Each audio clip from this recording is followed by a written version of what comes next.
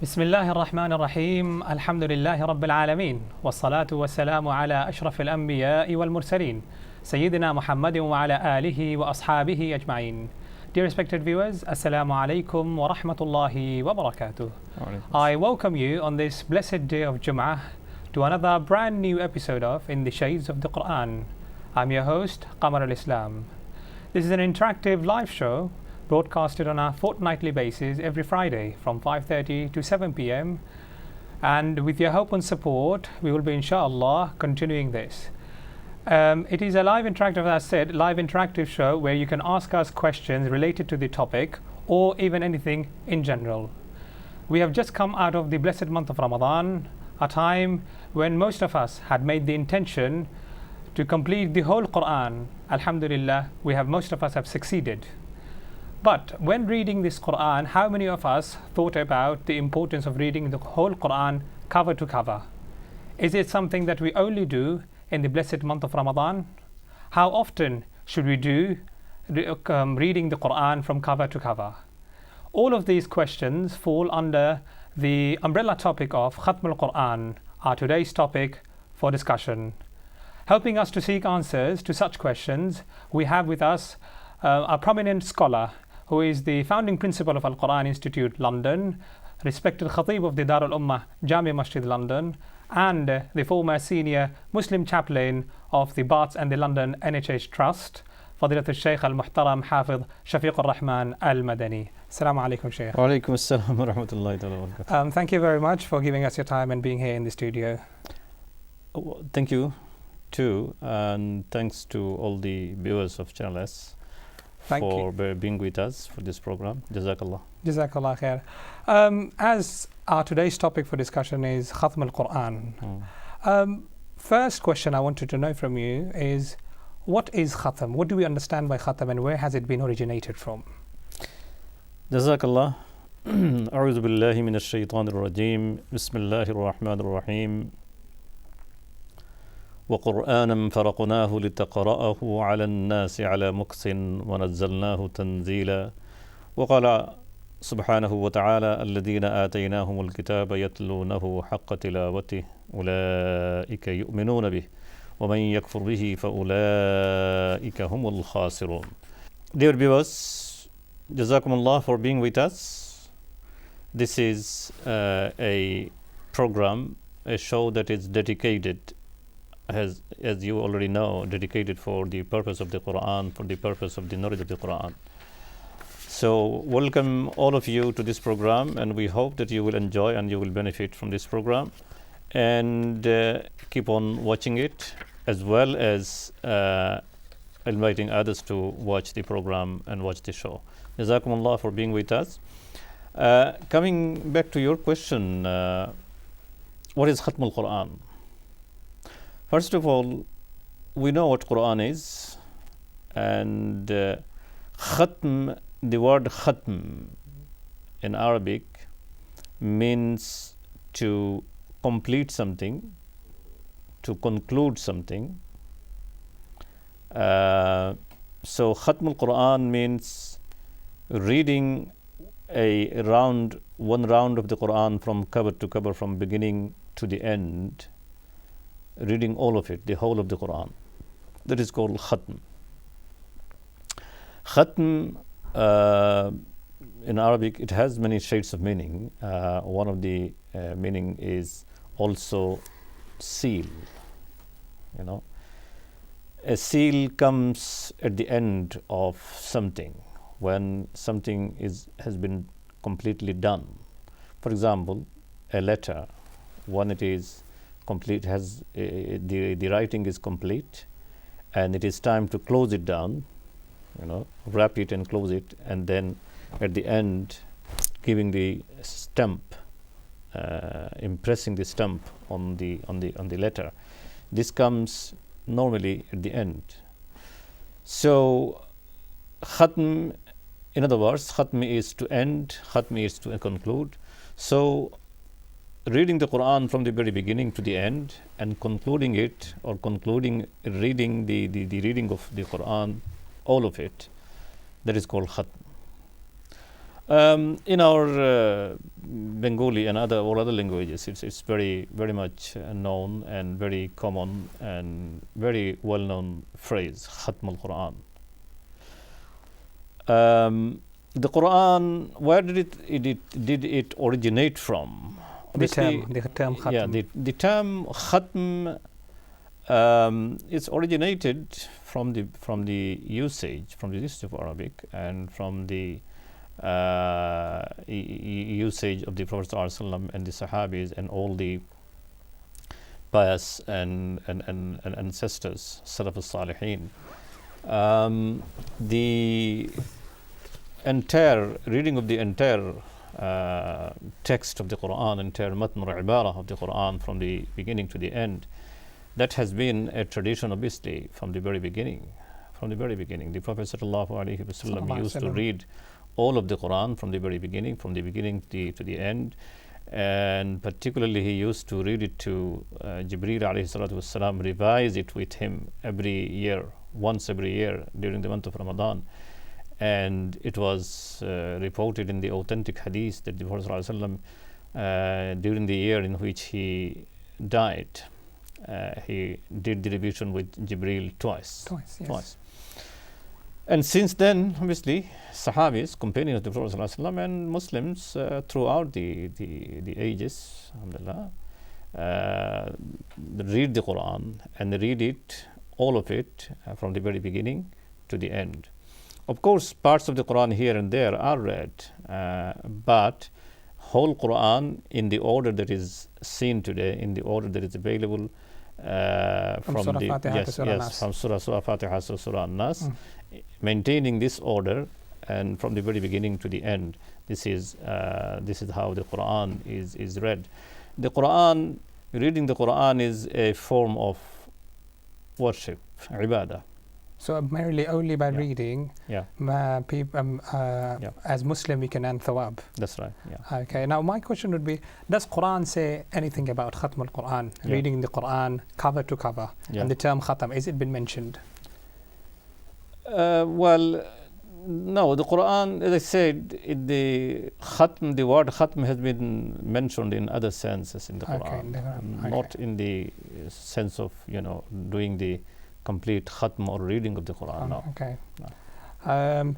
What I would love to know, the next question would be, we notice as Muslim, especially in the whole Muslim Ummah at large, that during the month of Ramadan, we have the tendency to do khatm. We take it very seriously. Some, at least minimum, we try once. Some maybe once in a week. Is it something that we are only supposed to do in this blessed month of Ramadan? Not at all. Nice. The Quran is the book of Allah subhanahu wa ta'ala, and it is the book of Allah subhanahu wa ta'ala for us to read all the time and then get sawab. And it is a book of Allah subhanahu wa ta'ala which is a guidance for us to understand all of the time, reflect on it, understand it, read it, understand it, and act on it, live by it. That's obviously a continuous thing. Continuous process. Yeah. It's not a continuous process. It's not an event that comes once and then goes. No, it's not. Having said that, the Quran is to be read all the time, during the year and during the lifetime of a Muslim. But Ramadan has particular significance, particular connection to Quran, and that is why particular attention and particular care is given by Muslims to read the Quran during the month of the Ramadan, which is understandable because the Quran was revealed in that month. إِنَّا أَنزَلْنَاهُ فِي لَيْلَةِ الْقَدْرِ شَهْرُ رَمَضَانَ الَّذِي أُنزِلَ فِيهِ الْقُرْآنُ هُدًى لِلنَّاسِ وَبَيِّنَاتٍ مِنَ الْهُدَى وَالْفُرْقَانِ. And so the Quran was revealed during the month of Ramadan. And the Quran being a guidance, being a manual for our life, it has also special significance and special connection in our life. Ramadan fasting is for taqwa, is to attain taqwa. Yeah, piety and taqwa.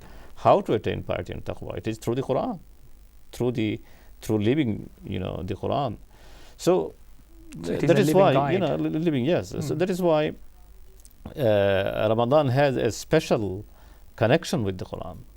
And this is the reason why special care is taken in terms of reading, understanding, and doing khatm of the Qur'an. But that doesn't mean that khatm al-Qur'an or reading or tilawah of the Qur'an is to be confined only during that month. No. So it is our misunderstanding we do it. They're only during the Ramadan. We pay a lot of importance in the month of Ramadan, which we should do. I think all Muslims, they'll know it. They know that Qur'an is not to be read only the month of Ramadan. So we have to continue what we have trained ourselves. Because of that particular connection with the month of Ramadan, between Qur'an and month of Ramadan, people do take care. But I hope that we all understand the fact that the Qur'an is to be read all the time. All the time. I've been just told we've got a caller waiting for us on the line. Let's take the call, inshallah. We'll come back to the discussion. Let's use our first caller. Assalamu alaikum, caller. Hello, assalamu alaikum. Wa alaikum assalam wa rahmatullahi wa barakatuh. Yes, your question, sister, please. Okay, I've got two questions, please. The first one is, when we read the Quran, do we actually have to understand what we're reading, or can we carry on reading? Because I was told if we don't understand, then not to read it. If we don't understand the meaning of the Quran. Beautiful question. We understood that. The second one is, when we're reading, we try to read it as accurately as we can, but sometimes when we make mistakes, like pronouncing it wrong, would that be accepted by Allah, or does it have to be accurate 100%? Okay, Jazakallah khair. We understood the question. Okay, thank you very much for your beautiful question. Sheikh, if you can start with. Yes, do we have to understand the Quran while we're reading, or because she has been told that if you do not understand, then you shouldn't be reading? No, that's not correct. Okay. That's not correct. The Quran, the purpose of the revelation of the Quran is for it to become a guide for our life. Okay. Yeah. Because as you said in the discussion, that means that living by the Quran, living by the teachings of the Quran is the ultimate goal, is the last goal, is the ultimate goal of the Quran. But that doesn't mean that reading is out of this and understanding is out of this. No. Okay. Because how can you live by something if you do not understand it? And how would you understand something if you do not read it? That's true. So reading, understanding, and living by all this has connection. They are all interconnected. Especially about the Quran, the special thing about the Quran is that even if you do not understand it, even if you do not understand all of it or part of it or any word of it, and you read it, still you have sawab. Still you have sawab. You earn sawab simply because of the reading. So reading in itself, reading by itself or in itself is a ibadah, an act of worship. So the sister, if she was told by someone, obviously that is a mistake. Someone misunderstood it. That's not the correct position. The correct position is that you read the Quran and you get sawab. Yes, every Muslim must try to understand the Quran and live by it. That's a different thing. That's as I said. That must be our goal. That must be our objective of reading the Quran and understanding the Quran.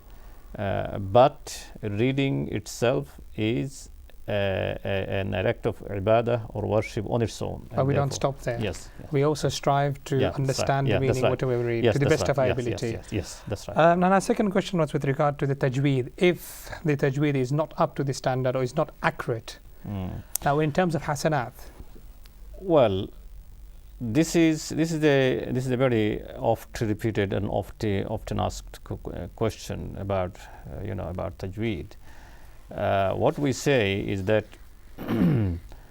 learning tajweed and reading the Quran with tajweed is necessary, is essential. We discussed it even last week where the topic was tajweed. I mean, last episode. Yes. If someone not knowing, due to lack of knowledge, if someone reads, incorrectly, someone doesn't know that he or she is reading incorrectly, that's Allah subhanahu wa ta'ala will forgive it. Because that is something beyond people and their capacity, Whatever I learned, I learn it, and I try to make it correct. Alhamdulillah. But even beyond my efforts, if there is any mistake, and if there remains any mistake, which I don't know, I'm not aware of, then Allah subhanahu wa ta'ala will forgive it. That's number one. Number two, there are some people who might have certain difficulty in pronouncing certain words or certain letters. True. Yeah. We all know it from our experience. Not everybody has the same level and same degree of, fluency or correctness or skill or perfectness. Especially when you have started learning at a later age. That's right. A later age. So in that case, there is a hadith. The Prophet sallallahu alaihi wasallam in a hadith said, "Al-mahiru bil Qur'an ma'al as-safar al-kiram al-barara, walladhi yuta'ti'u fihi falahu ajran." Or kama qala alayhi salatu wassalam. If someone is very perfect, very skillful in reading the Qur'an, alhamdulillah, that's a ni'mah, that's a blessing of Allah subhanahu wa ta'ala.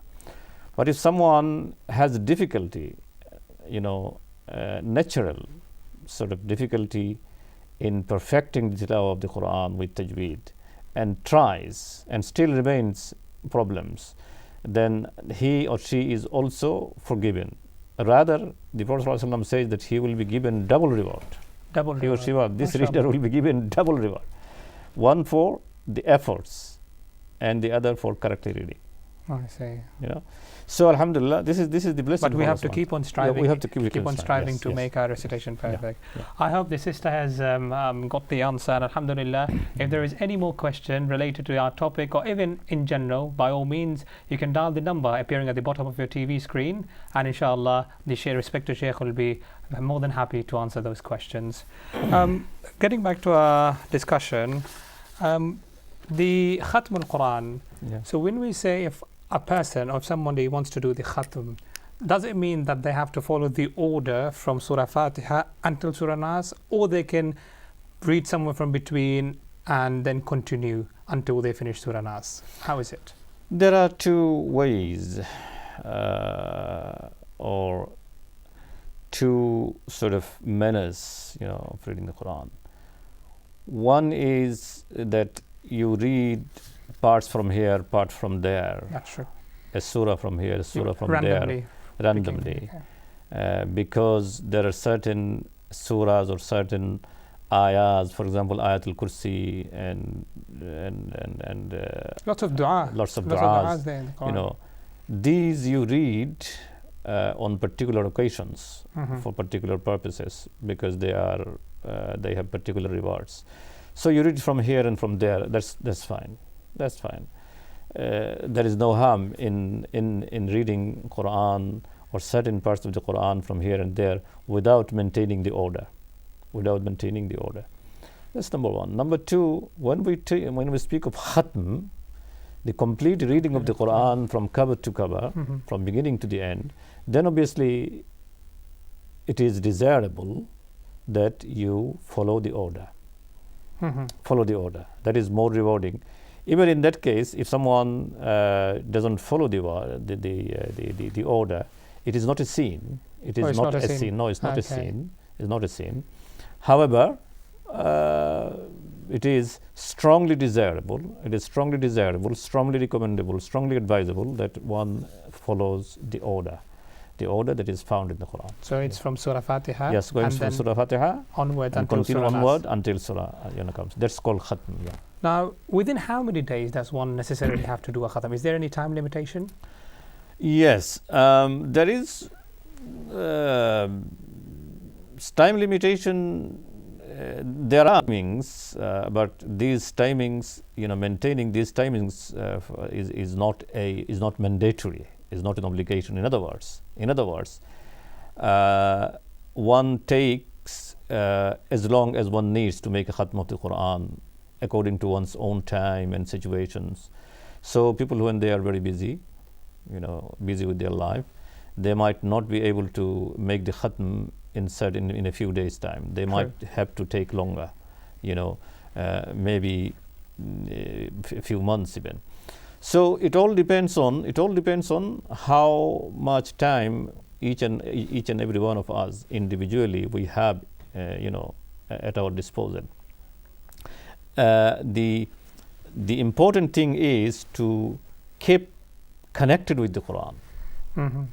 The important thing is to keep connected with the Quran, continuously reading it. Even if you can read 1 page one ruku or 1 page a day or half a page a day. Yeah, that would have been my supplementary question. Is there any minimum that they can read an ayah or a page? Yeah. So yes, I mean, the next part of the answer is so I was saying that it is not a must. So each and everyone needs to do it according to their own timing.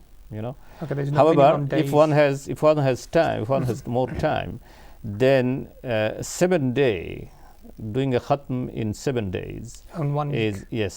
In 1 week is a good practice, and this used to be a practice of the Prophet ﷺ and many and Sahabis according to authentic hadith. So doing a khatm in 7 days, but as I said again, it doesn't mean that it has to be in 7 days. Okay. It can be in less than 7 days. It can be a month. It can be a month. Okay. It can be twice a year. It can be a few months. It is said that Imam Abu Hanifa rahmatullahi ta'ala alayhi said that a Muslim must or should make the khatm of the Quran at least twice in the year, two khatm in 1 year. Okay. And he said that the Prophet ﷺ during the year he died, he made the khatm revision twice with Jibreel alayhi salatu wasalam, and therefore, 7 days. It can be less than 7 days, 3 days. 3 days. Yeah, some ulamas, according to some hadiths, also says that doing a khatm in less than 3 days is makruh, is undesirable. Okay. Because doing it in less than 3 days will mean that you will have to do it very quickly. Sheikh, I'll have to interrupt you there. I've been told it's time for a short commercial break. Inshallah, when we come back, we'll continue from there. Yeah. Dear respected viewers, it's time for a short commercial break. So far we have discussed about the meaning and the importance of Al-Khatam. When we come back, we'll be inshallah continuing our discussion and also taking your phone calls. Do stay tuned with us. We'll be back soon. Assalamu alaikum wa rahmatullah.